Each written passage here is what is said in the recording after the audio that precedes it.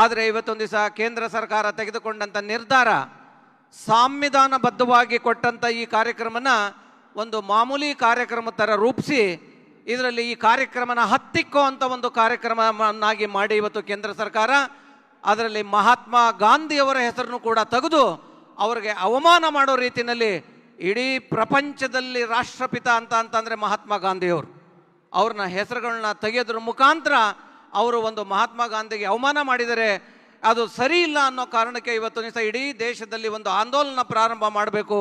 ಮತ್ತು ಈ ಕಾರ್ಯಕ್ರಮದಲ್ಲಿ ಆಗಿರುವಂಥ ಬದಲಾವಣೆ, ಈ ಕಾರ್ಯಕ್ರಮ ಈ ನರೇಗಾ ಅನ್ನೋದು ಪ್ರತಿಯೊಬ್ಬ ಬಡವನ ಹಕ್ಕಾಗಿತ್ತು. ಆ ಹಕ್ಕನ್ನು ಇವತ್ತು ಕಿತ್ಕೊಂಡು ಇವತ್ತೊಂದು ದಿವಸ ಇವರು ಅಧಿಕಾರನ ಚಲಾಯಿಸುವಂಥ ರೀತಿಯಲ್ಲಿ ಇವತ್ತು ಮಾಡಿ ಕೇಂದ್ರ ಸರ್ಕಾರ ರಾಜ್ಯ ಸರ್ಕಾರಗಳು ಇವತ್ತು 60-40ರ ಅನುಪಾತದಲ್ಲಿ ಕಾರ್ಯಕ್ರಮನ ಮಾಡೋ ರೀತಿಯಲ್ಲಿ ಮಾಡಿದರೆ ಅದು ಸರಿ ಹೋಗಲ್ಲ. ಈ ಕಾರ್ಯಕ್ರಮನ ಹತ್ತಿಕ್ಕುವಂಥ ಕಾರ್ಯಕ್ರಮ ಅನ್ನೋ ಒಂದು ರೀತಿಯಲ್ಲಿ ಇದನ್ನು ಇಡೀ ಜನ ಸಮುದಾಯಕ್ಕೆ ತಿಳಿಸ್ಬೇಕು ಅಂತ ಈ ಕಾರ್ಯಕ್ರಮ ಹಮ್ಮಿಕೋಬೇಕು. ಎರಡನೇದು, ಇವತ್ತು BLA 2 ನಾವು ಈಗ ಆಲ್ರೆಡಿ ಸಿಗ್ನೇಚರ್ ಕ್ಯಾಂಪೇನನ್ನು ನಾವು ಮಾಡಿದ್ದೀವಿ. ಅದೇ ಥರ BLA 2 ಕೂಡ AICCನವರು ತುಂಬ ಗಂಭೀರವಾಗಿ ಪರಿಗಣಿಸಿದ್ದಾರೆ. ಅದರಿಂದ ಎಲ್ಲರಿಗೂ ನಾವು ಕೇಳ್ಕೊಳ್ಳೋದಿಷ್ಟ, ಇವತ್ತು ಇಡೀ ಬೆಂಗಳೂರಲ್ಲಿ 28 ಕಾನ್ಸ್ಟಿಟ್ಯೂಯೆನ್ಸಿನಲ್ಲೂ ಕೂಡ ಸಂಪೂರ್ಣವಾಗಿ BLA 1 BLA 2 ಮಾಡಿದರೆ 100% 28 ಕಾನ್ಸ್ಟಿಟ್ಯೂನ್ಸಿನಲ್ಲಿ GPA ಎಲೆಕ್ಷನ್ ಬರ್ತಾ ಇರೋದ್ರಿಂದ ಎಲ್ಲ ಶಾಸಕರು ಮತ್ತು ಡಿಫಿಟೆಡ್ ಕ್ಯಾಂಡಿಡೇಟ್ಗಳು ಕೂಡ ನಾನು ಅಭಿನಂದನೆ ಹೇಳೋದಕ್ಕೆ ಸಂದರ್ಭದಲ್ಲಿ ಇಷ್ಟಪಡ್ತೇನೆ. ಅದೇ ರೀತಿಯಲ್ಲಿ ಇಡೀ ರಾಜ್ಯದಲ್ಲಿ ನಾವು BLA 2ನ ಮಾಡೋದಕ್ಕೆ ಒಂದು ಚಾಲನೆ ಕೊಟ್ಟಿದ್ದೀವಿ. ಸುಮಾರು 60-70% BLA 2 ಮಾಡಿದ್ದೀರಿ. ಇನ್ನು 30-40% ಮಾಡಿದ್ರೆ ಅಲ್ಲಿಗೆ ಕರ್ನಾಟಕ ಮೊಟ್ಟ ಮೊದಲ ರಾಜ್ಯ BLA 2 ಮಾಡಿರೋದ್ರಲ್ಲಿ ಇಡೀ ದೇಶದಲ್ಲಿ ಅಂತ AICCನವರು ಘೋಷಣೆ ಮಾಡುವಂಥ ಒಂದು ಕಾರ್ಯಕ್ರಮ ಆಗುತ್ತೆ. ಅದರಿಂದ ದಯವಿಟ್ಟು ನಿಮ್ಮಲ್ಲಿ ರಿಕ್ವೆಸ್ಟ್ ಮಾಡಿ ಕೇಳ್ಕೊಳ್ಳೋದಿಷ್ಟೇ, ನೀವು ಎಲ್ಲರೂ ಸೇರಿ ನೀವು BLA 2ನ ಸಕ್ರಿಯವಾಗಿ ನೀವು ಮಾಡಿಕೊಡ್ಬೇಕು ಅಂತ ನಾನು ಕೇಳ್ಕೊಳ್ತೀನಿ.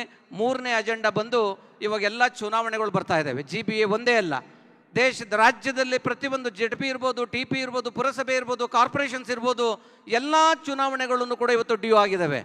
ಎಲ್ಲ ಚುನಾವಣೆಗಳಿಗೆ ನಾವಿವಾಗ ಸಜ್ಜಾಗಬೇಕು. ನಾವು BJP ವಿರುದ್ಧ ಇವತ್ತು ಹೋರಾಟ ಮಾಡಿ ಇವತ್ತು ಚುನಾವಣೆಗಳನ್ನ ಗೆಲ್ಲಬೇಕು ಅನ್ನೋದ್ರ ಬಗ್ಗೆನೂ ಕೂಡ ಇವತ್ತು ಮುಖ್ಯಮಂತ್ರಿಗಳು ಮತ್ತು ಅಧ್ಯಕ್ಷರು ಮಾತಾಡ್ತಾರೆ.